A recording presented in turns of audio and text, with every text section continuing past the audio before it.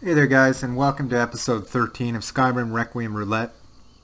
And for this episode I'm doing something a little bit different. I've decided to do a little bit of editing and just do the commentary after the fact. And a lot of this is based on the fact that I already have to do quite a bit of post-edit work anyway, and it's easier to play without talking and just focus on what I'm doing than it is to, to get distracted and think about all the things that I have to say. So now I can just sort of edit out the boring parts and kind of continue on from there. So this is Valik. Valik is a two-handed barbarian, light armor. He's a Nord, and he's quite large. I got this idea of speeding up the boring content from something compass. I don't just do speed ups. I also do cuts from very boring content. But basically, what I was finding, and the other reason I did this, what I was finding was that I was doing a lot of really kind of boring, repetitive things with each and every character, because Skyrim Requiem, and especially Dead is Dead, you want to get the most bang for your buck. You want to be as safe as you can. So here I got ragdolled by these tiny little spiders, and it did quite a bit of damage when you think about it. Fortunately, Uthgerd is there to take some of the heat off, right? But after that little scare, I decided it was not really worth going up against these spiders. I got thrown way over there. I don't understand how that happened, but Skyrim physics. So I just decided that a lot of people were not going to want to see, the repetitive things over and over. But I have preserved the combat, and so I'm hoping that this will be something worth watching. It's also more digestible. Like a 26-minute video is much more... the expectation of having viewers watch that is a lot more reasonable than, say, a 46 to 50-minute video, which is what I was putting out.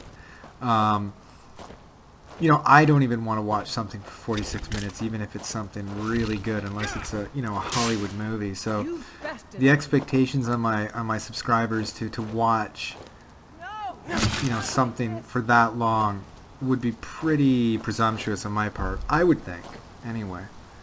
That would be my assumption. So I think that this is gonna work better in general.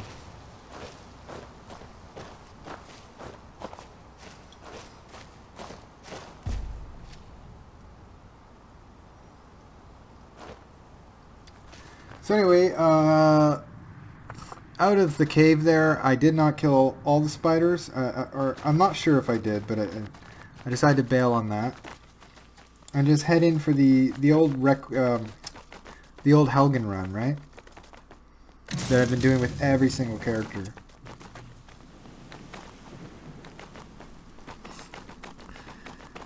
Yeah, so one of the other reasons that I decided to do this edit process this way, and by the way, I looted Helgen, that was a cut.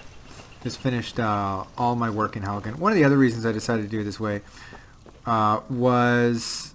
even though, I'm playing a lot of this stuff off hours, off the sort of working hours, I do work from home, though, and so I can and will get phone calls and texts and all sorts of things at all hours of the day and night. And especially, I'll get that, I'll get texted by my girlfriend quite often, so... I was turning my phone on airplane mode just so that I could kind of answer or not have to answer her calls. But that, I don't want to ignore her. Like, that actually kind of bothered me. So I just decided, okay, this way I can always pause the game and I can edit out the pause, right? And then just do the commentary after. So that's another bonus. And especially if I get a work call or whatever, that's even better that I can pause it. So this was a bit of an encounter, that's a really well-known spawn there where these bandits come out. And so the bandits were spawned, and what was really interesting was all three of them had crossbows, which is fucking brutal, right? Like, I think you get hit by one crossbow in light armor and and you're fucked, right? I think I got really lucky here because there was a third archer, and I didn't know where he was. You know, and it just whizzes right by me there. You can see, thank God, the Requiem developers have like tweaked archery to the point where, you know, the archers don't. They don't have, you know, Legolas from Lord of the Rings levels of accuracy, right? Because that would be fucking brutal. I think the accuracy of archers is fairly on point, except maybe at night. You know, often at night they can detect you and see you and shoot you in like really low percentage chance situations. But anyway, if you look in the bottom right of the screen, there's a 2x speed symbol, which kind of tells you everything's really sped up. Plus, of course, the sound will be all, you know, sped up as well, right? But I think it should work out fairly well because none of this is all that interesting. I'm just sort of giving Uthgerd some stuff, organizing inventory, upgrading gear. You know, this early stage, I can engage with bandits in groups of 2s and 3s, but beyond that, I'm not going after forts. You know, I think some of my characters I have gone into forts and I have done some things like that, but you know, I think it's pretty suicidal, you know, pretty silly to kind of go after heavily fortified bandits, because the way that Requiem's set up is that you can really make a mistake doing that, especially, you know, with the rock, paper, scissors format of Requiem, of magic, ranged, and melee. You know, you can go up to a fort and there can be all three of those kinds.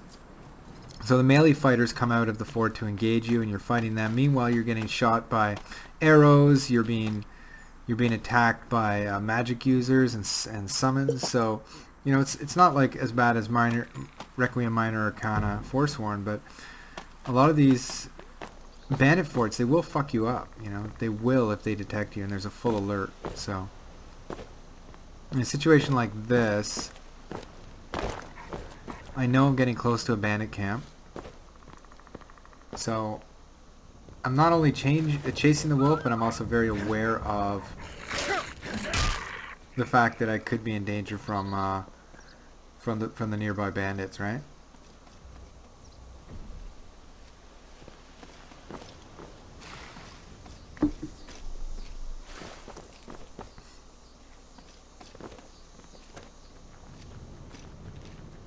I think the other bonus to sort of narrating, and you know, some may see it as a bonus and some may see it as a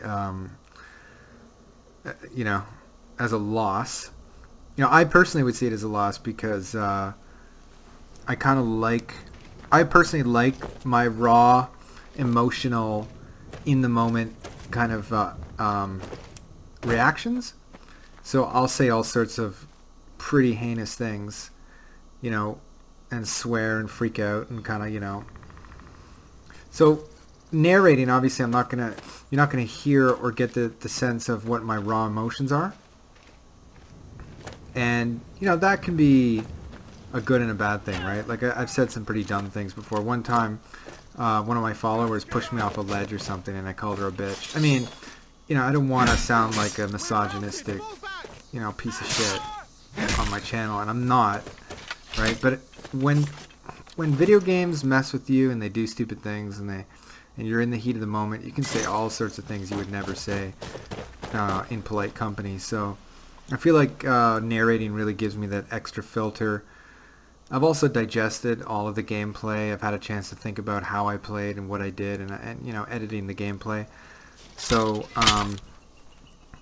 yeah, I think that I prefer this, but I could see how some people who kind of get a kick out of gamers who rage, which would happen to be me, they would be disappointed. You think I'm afraid of you?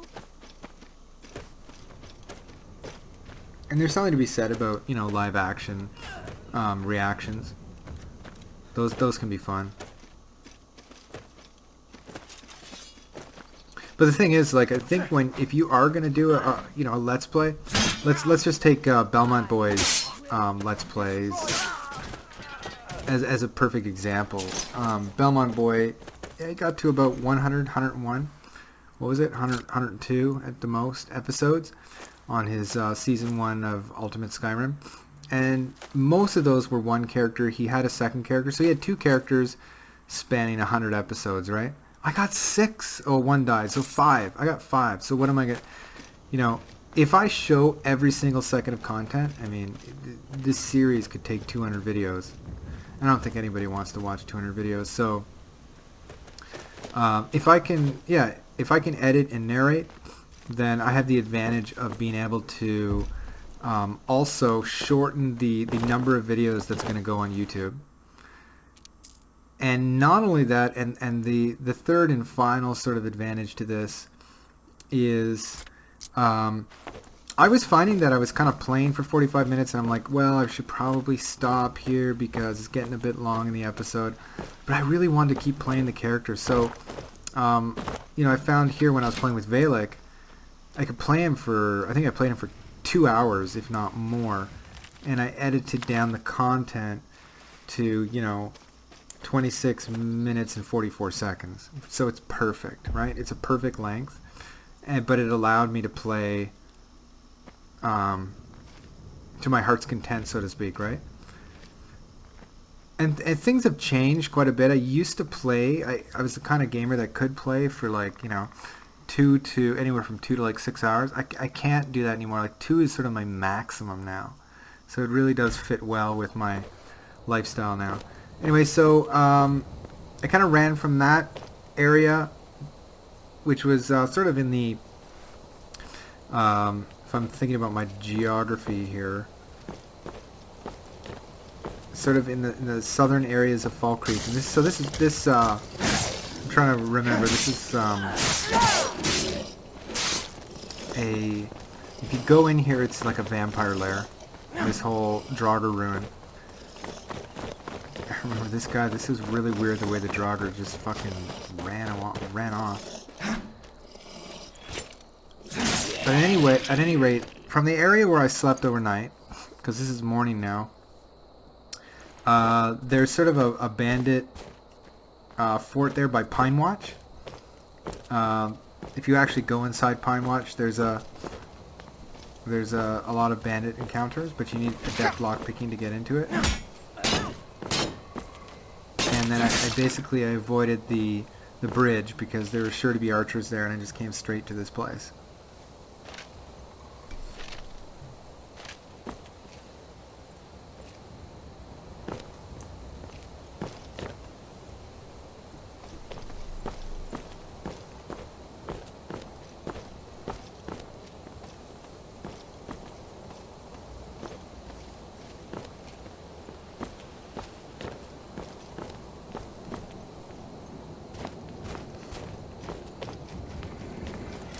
I was just kind of testing my mettle against the Draugr here. I know that Warhammers are much more effective against Draugr. I believe that's the case. I don't think I have it backwards. I think that swords... so if you're looking at regular greatswords or axes, I don't believe they fare well against Draugr. I think what you need is... you need a Warhammer, because I think blunt weapons are what damage Draugr. I don't think I have that backwards. I think I have it right. But if at all possible, you want to use a silver weapon against Draugr. It's the most effective. So we'll see what kind of weapons I find as I go along. I think that the Warhammer I've got now is pretty good. It's a 200 some damage Warhammer. So I did a bunch of stuff in Fall Creek. I don't know if some people are annoyed that I don't show any of the stuff I do in town. Personally, as a YouTube purveyor of Requiem videos, I don't enjoy watching people do shit in town. It doesn't interest me. I skip through it. So I'm just assuming that a lot of people are like me and want to skip through, most of the town stuff. If I do anything significantly interesting in town, maybe I'll show it. And of course I'm not going to cut out anything combat related where Valik runs into anything tricky or difficult. Now regarding my strategy here, and I just skipped ahead there, you know, I went along the road without any incident whatsoever, past Hod's Mill. I believe it's Hod. It's, one of the mills there. Came out here, kind of avoided a saber cat to the right. You know, get a Nern route solely for the resale value. But he's the only character who's not doing any alchemy at all. Uthgerd there took the road, which kind of freaked me out for a second. I didn't know who she was, but then I remembered.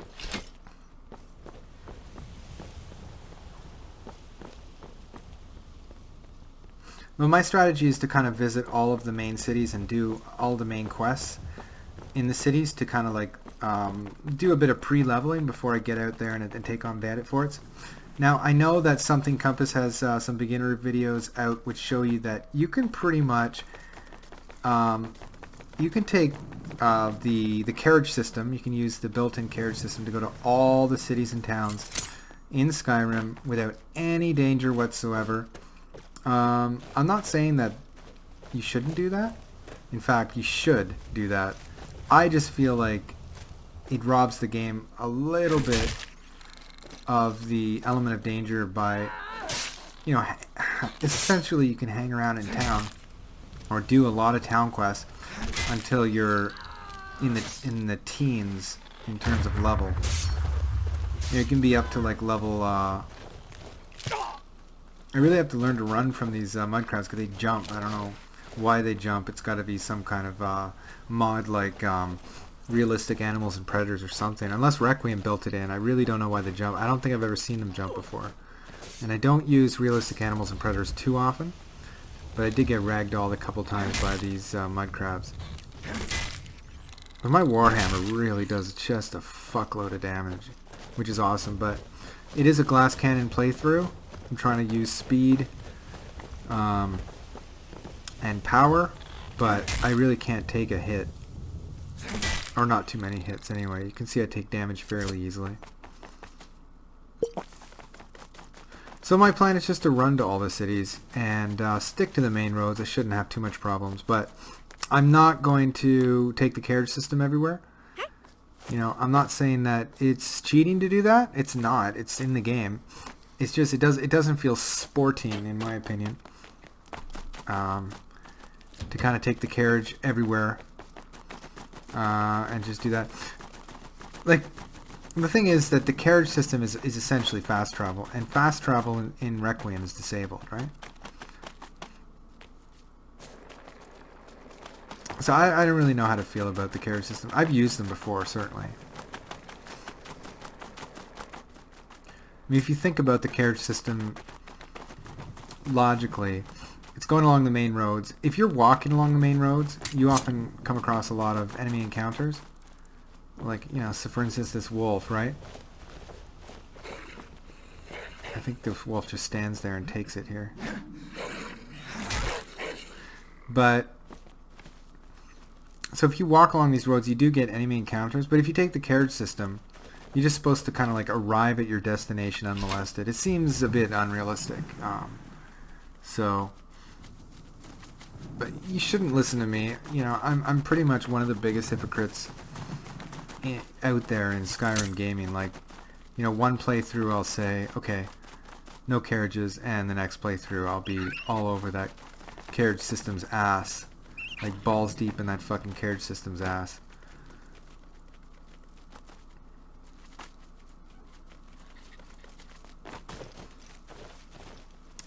I saw this troll, and I figured it was a good time to test, you know, what my two-handed weapon could do against a large enemy like this troll. And boom. Did about 95% of the damage, and I think Uthgerd landed right after.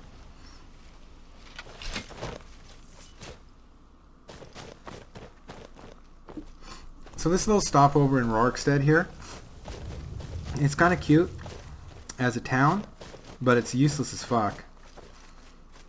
I think you get Eric the Slayer as a potential follower, right?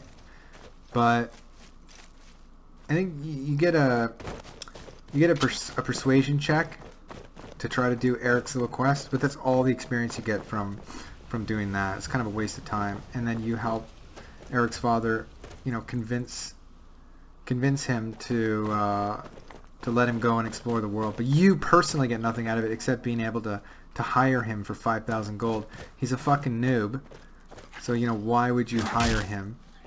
He has no experience. Like, in my opinion, you know, Eric should just be a follower, right?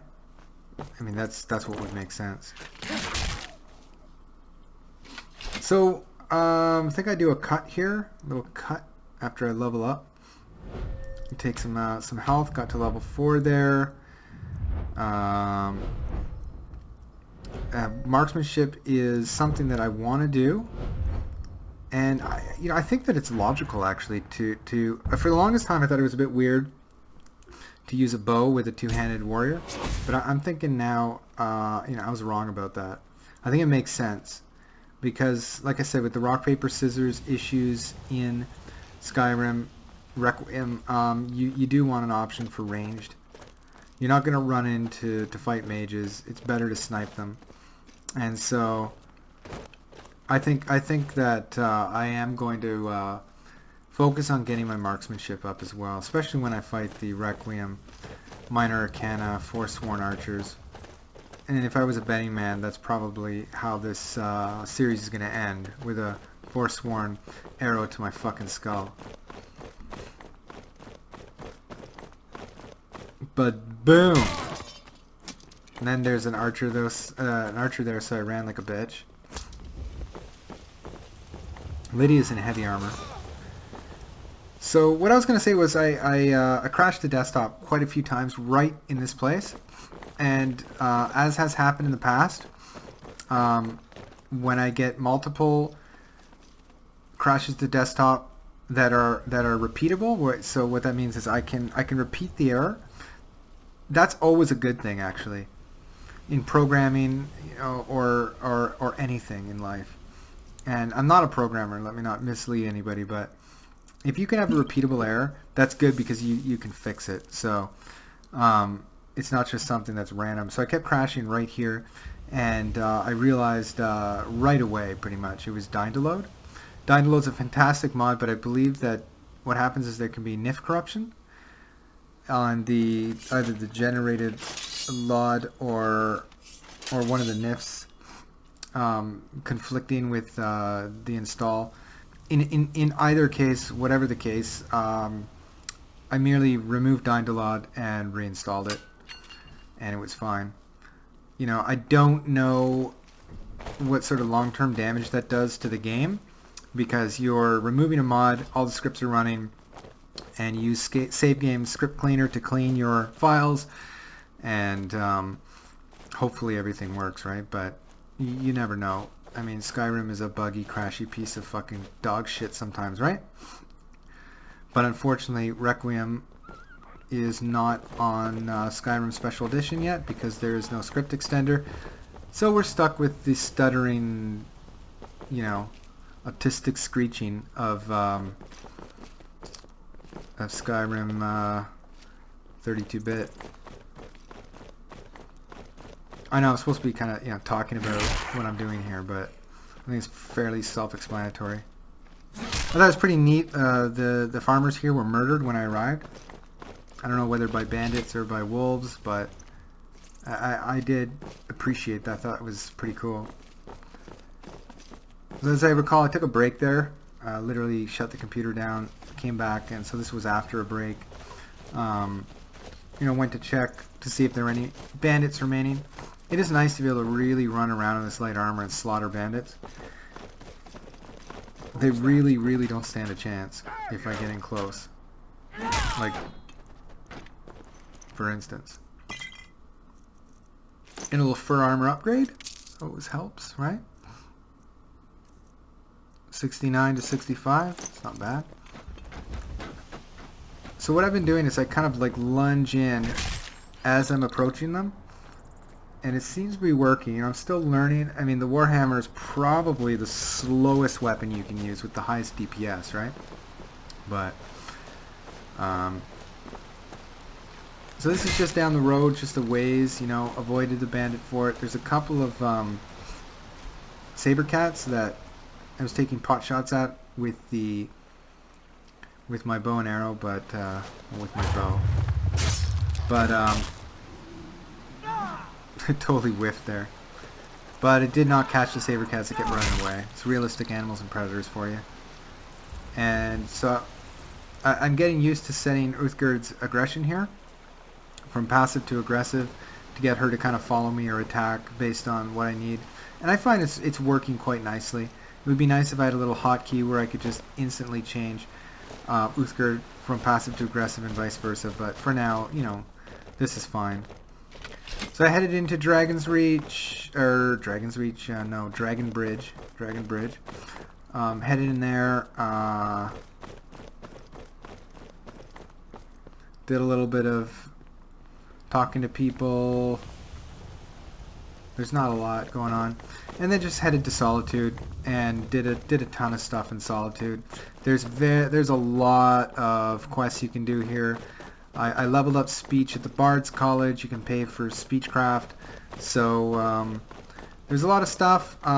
Lots more to come, of course. So thanks for watching, and I'll see you guys in the next episode.